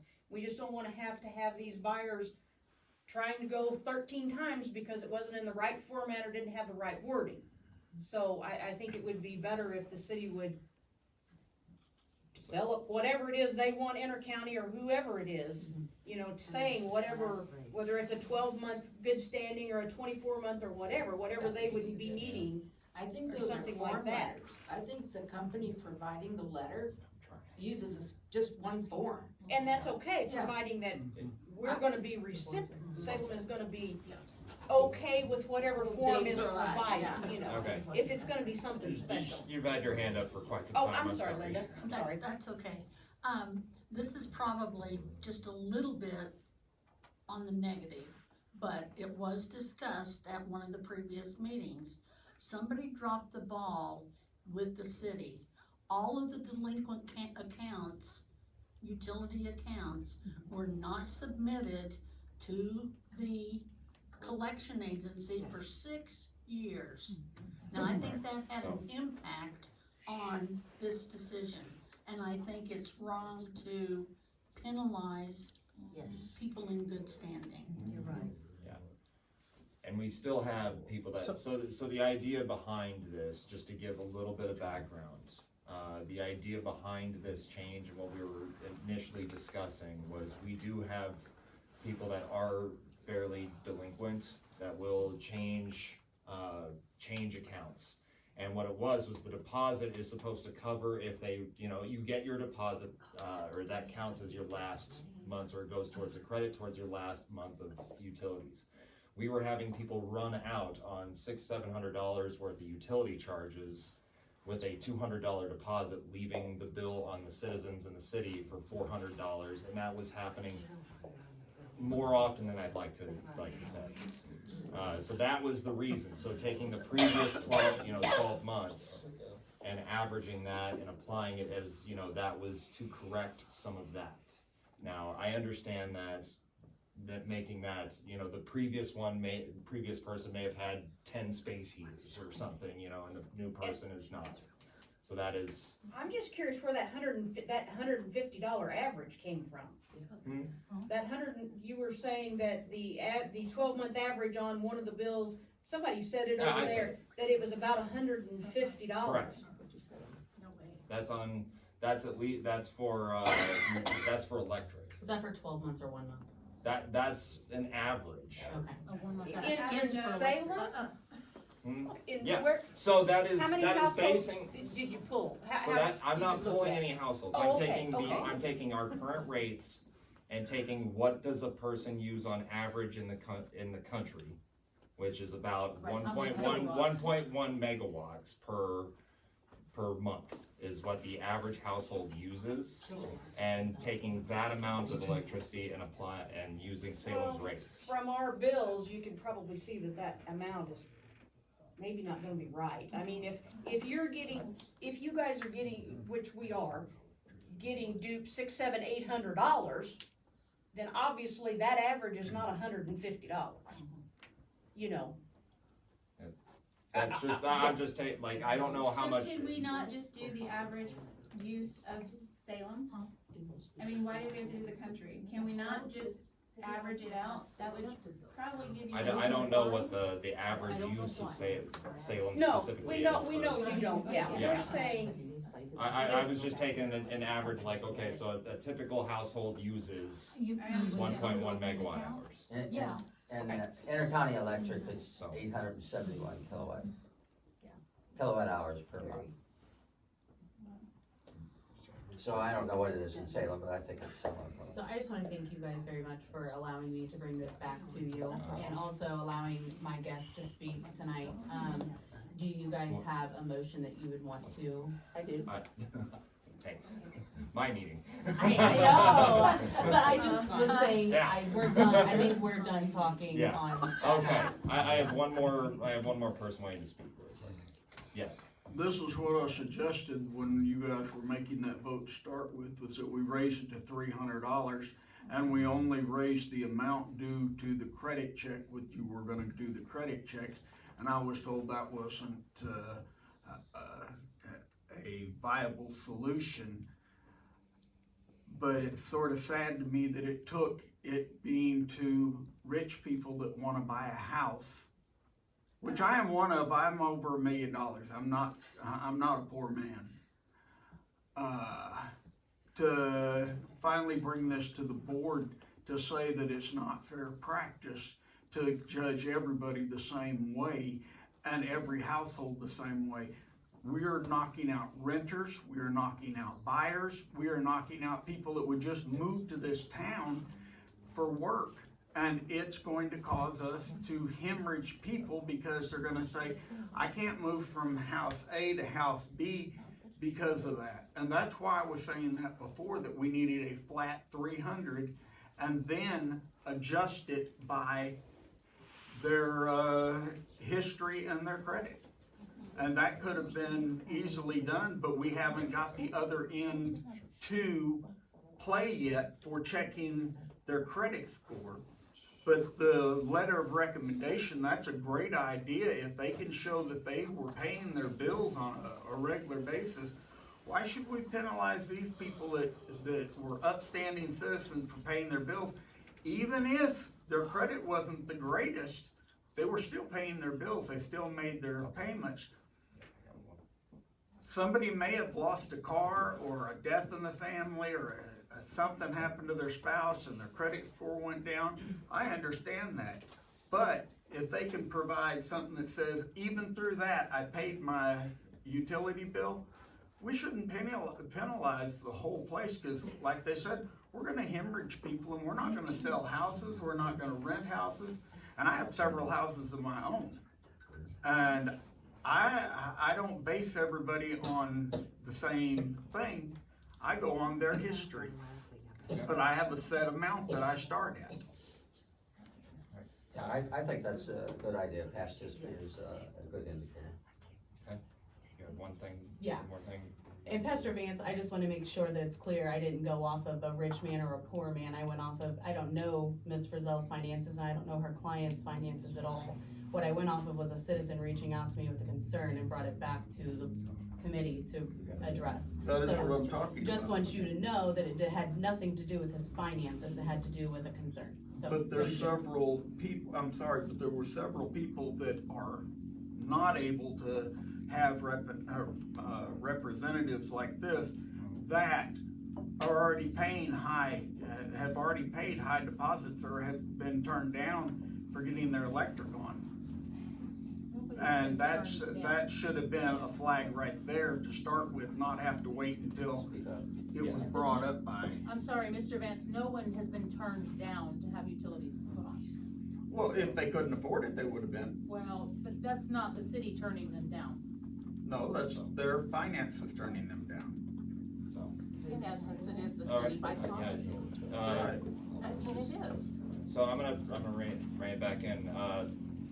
So after having heard the arguments and having heard the discussion, does the committee wanna act on, revisiting utility deposits? I move that we recommend to the Board of Aldermen a flat fee of $300 for utility deposit, along with a letter of good standing from the previous electric company or some individual involved with the person. If I may, Sure. what does the letter of good standing do for them? Allows them to have their utilities turned on. Does Okay, that does go it to waive the $300 deposit, or does it or? reduce it, or what does that do? Yeah, how does that work? What's the point? So St. James does a $300, but with a good standing letter, it's $100. Oh, I see. Right, yeah, so Okay. that's my question. All right, well, I don't see why, I don't have a problem with that, so let me amend my motion. Before you do the amendment, in terms of turning it on, what is the cost to the city in terms of making that turn on? To turn on, what's the actual cost to turn on? I don't know off the top of my head, the different pieces that are gonna be involved. So once we get their information, first of all, it's gonna, on some houses, it's going to depend, was there a resident in there recently? Has it been vacant for some time? Because on some of the vacant homes, we've pulled meters. Oh. So that's gonna require staff to go reinstall meters. For water, it requires staff to go physically turn that on.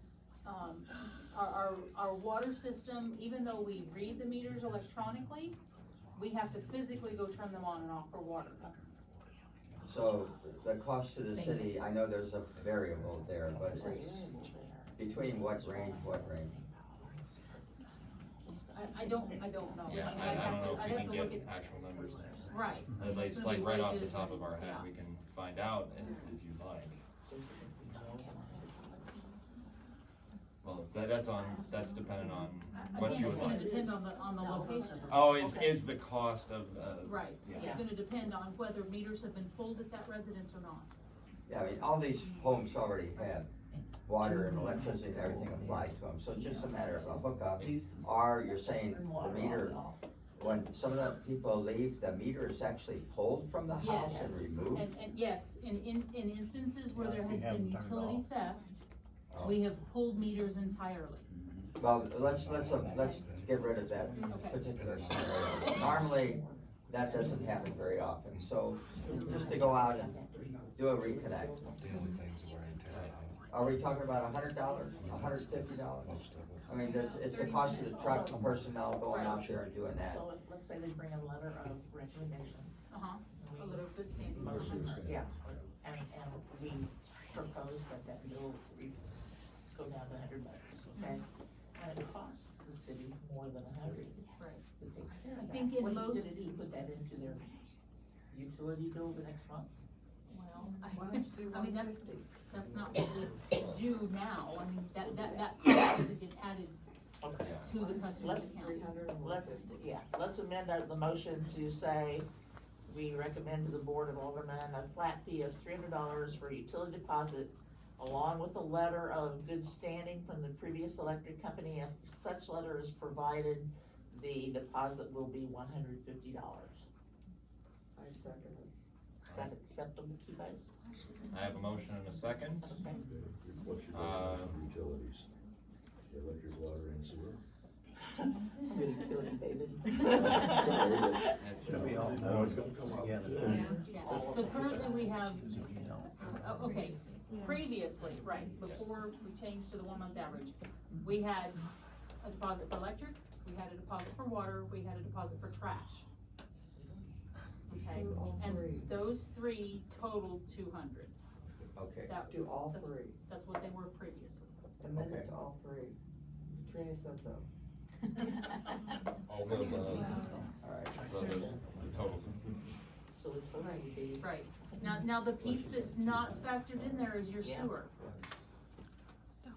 That was not previously in our deposits. Sewer was not. Sewer is dependent upon the water. Right. Right, but it's at a higher rate. But it requires no meter. All Third time's the utilities. charm. Oh, Okay, yes. which is a whole nother thing. All right, let's do it this way. We recommend to the Board of Aldermen the flat fee of $300 for utility deposit, along with a letter of good standing from the prior electric company, and if such letter is provided, the $300 deposit would be reduced to $200 to cover all three utilities. Okay. Trash. Trash. Yeah, okay. Yes. I have an amended motion on the board to, Take a second. I'll second it. okay. I have a motion and a second to change, to recommend the alderman to change the utility rates to, it was 300, and with a letter of good standing, 200 for all four utilities. Right. All in favor? Aye. Aye. Okay, that motion will carry. Okay, may I ask a question? Sure. Go away. So previously, when we had this discussion, the other piece of that was the recommendation to do the soft credit checks. Do you want that to stand? Do you want to reconsider? No, let's Just do good standing.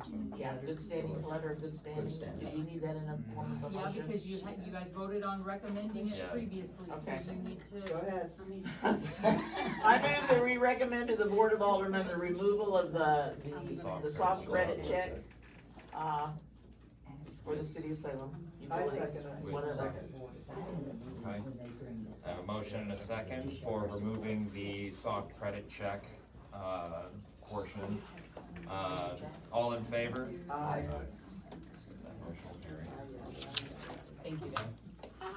Beth has a At this, so I'm gonna move on. At this point, I will take questions or comments, from, the citizens.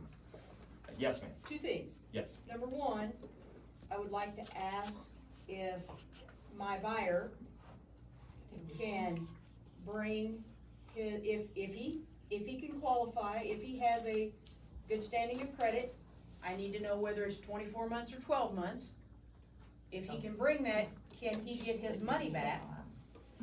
And if he can't, can he still get part of his money back and go with this $300 after the alderman?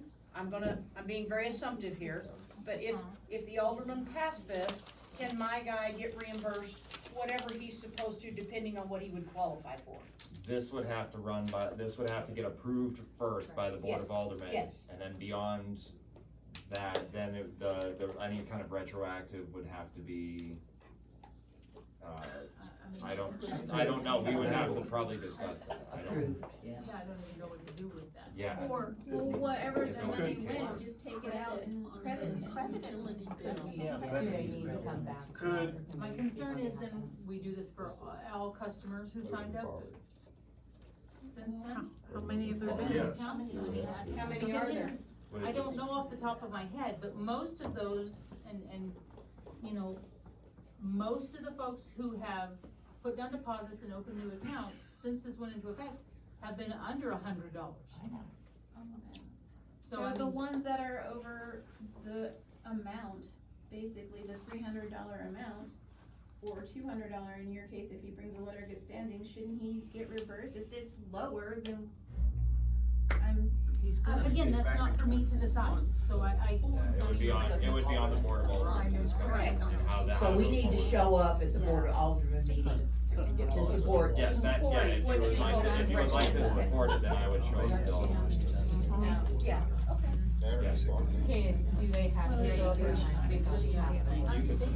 You don't have to show up, but like, you know. So I can bring it up for you guys if you are not able to. Okay. I'm gonna try to go one at a time. Go ahead. Okay, maybe Stacy needs to probably answer this. With the deposit monies for utilities, is this held in a separate account? Yes, it is. Is it an interest-bearing account, so when they come time to be, their deposits back, they get interest? They do not. Okay. So is that shown on the financials? Yes, it's like Fund 701 or something like that. That's the account, okay. then that's a 24 months at that. Yeah, 24 Okay. months. Yes, ma'am. so totally unrelated topic that I just stumbled across Monday. And I'm just curious, and if this is not the forum, then just tell me I need to take this somewhere else. I own a piece of property here in town, and my business partner called in to have someone come out and take a look at the tree. We were told that the city of Salem no longer has a tree trimming crew. So does that mean that now I'm responsible for cleaning my right of way? So is it in the right of way? It is. Okay. Yeah, no, and where I'm headed with this is that something we are going to have to take on ourselves as to hire, and then if so, are we gonna have to get these tree trimmers to come in and go to you and you're So gonna that- charge them for a permit or something? So the fact that we no longer have a separate tree trimming crew is correct. Yes, There has been no discussion about forcing property owners to have to trim another So when we right-of-way. called So- Monday, we were Okay. told that you all did not have anything available. Okay. And it would be our responsibility. I will address that with Okay. staff. So, the last one that we had took over a year to get done. So what can I call in and find out where we might Joe, stand in the next day or two to get that It done? would be, Joe, would you like to address this, please? Okay, 301 South Jackson. It's right out in the front, right by the sidewalk. okay. So where they're What time redoing the do house. you gotta have Yes, it that's out? one. This is totally unrelated to anything. But, yeah, one at a time, let's resolve this first, if you don't mind. Can we wait just a second?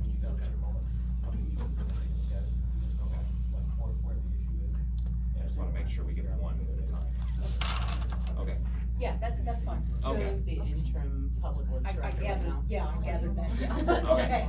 Okay. Yes, Mr. Rapp? This is totally unrelated to anything going on.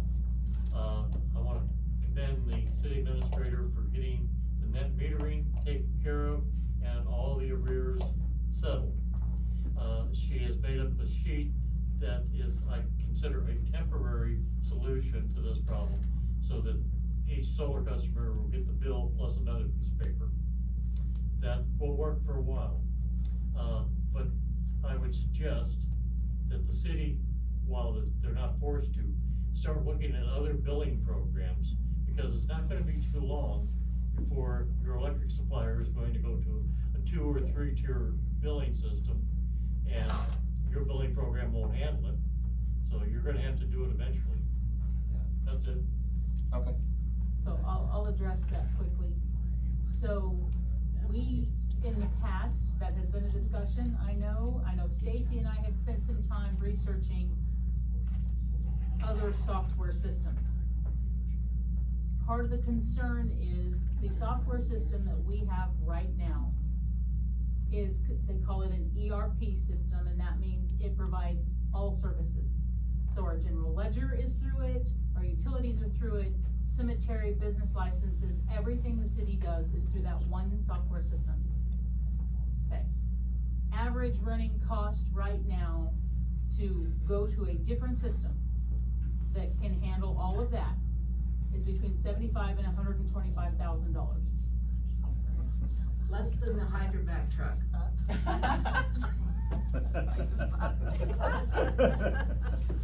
Use it anyways. That's never gonna go away, is it? No. Never. Not unless I die. Yes, ma'am. This may not be the right place, and if it isn't, please tell me. Mrs. Burbidge, you know that I've been talking with you about a particular bill, for one of my, landlords. Right.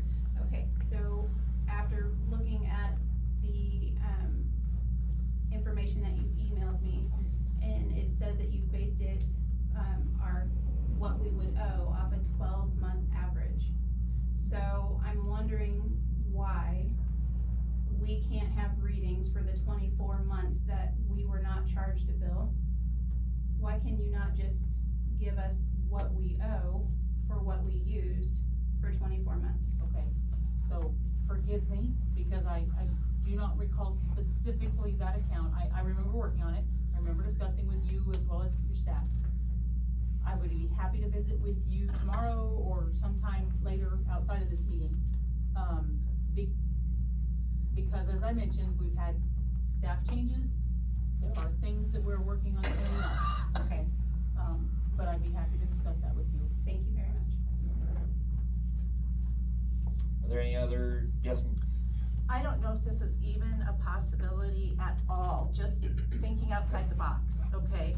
With phase 2A and 2B and the engineering costs that we're looking at for, the engineering work sewage treatment plant, it's a short-term loan, and 400,000 in one sense is not a huge loan. Do we have no reserves that we could borrow against so that we don't have to pay any interest, especially where it's so short-term? Don't have to answer that right now, but just, is it a possibility to borrow from ourselves? Something to look at. don't know. So, okay, you know what the utility reserves look like? Sewer is negative to our goal. Right. Sewer has no reserves, basically. I mean, if we borrowed from any of the other utility accounts right now, we would be depleting those reserves, which are there for, in case of acts of God, so to speak, okay? So I mean, we have struggled to get those reserves back in any kind of condition. I mean, you all know where we were a year and a half ago. And Still so, paying on it. it's, What kind of interest rate are we looking at on a short-term loan? I don't know, I just mailed this week a request for terms. that will be part of those responses. How about the park, seems we over Well, yeah, I was gonna say, I know that there's restrictions, I totally get that. I used to work in accounting stuff, but there's reserves with the parks. They seem to have a fair chunk of Okay. change, but I don't know if you can cross They it. have restricted funds, Yeah, that parks, is they have their own absolutely- So separate that's tax. completely restricted. We're not allowed Yes. to touch They that. can't do a loan No. to I the mean, city. I don't. They're They their have own their- separate entity in a sense, even though they're under the city, but they also have their That's- own debt that they're paying off. even though they have reserves. They don't have reserves. Yeah, they don't have significant Just started reserves. reserves. They don't have. Okay, but they had a starting balance of like 500 and some odd thousand. Yeah, and they also owe another $1,008,000 on a pool house and a pool. Yeah, And but that's things gonna- weren't done. I know, we could go off on a rabbit trail, just trying to think outside the box a I little bit. understand, but that's a total separate entity of the city and it's funded by a capital improvement sales tax. Right. Well, a sales tax, that cannot be used in any other form for the city whatsoever. Okay. Well, something to think about anyway, if there's even part of it, so we don't have to do a loan that we're gonna pay interest on. Right, and I understand that, but I honestly, we don't have a fund that has healthy enough reserves that I would recommend we do a loan like that. I understand that, I've seen that done before, I've been involved in something like that before, but I don't see that we have any reserves that are healthy enough to stand that. Yeah, okay. I need to adjourn. Yes, one. Yes, ma'am. I would like to thank Kyle Williams for his service to this committee. He's been a terrific chairperson, he's gone out of his way to make contact and to keep us all informed, and I have appreciated him and his service to this committee. Yeah, Thank you. Absolutely. Yeah, Kyle. Open spot. Have a weird English. Yeah. But, with that, I would entertain a motion. I move that we adjourn. Yeah, thank you. I have a motion and a second, all in favor? Aye. Thank you very much for coming. 15 people.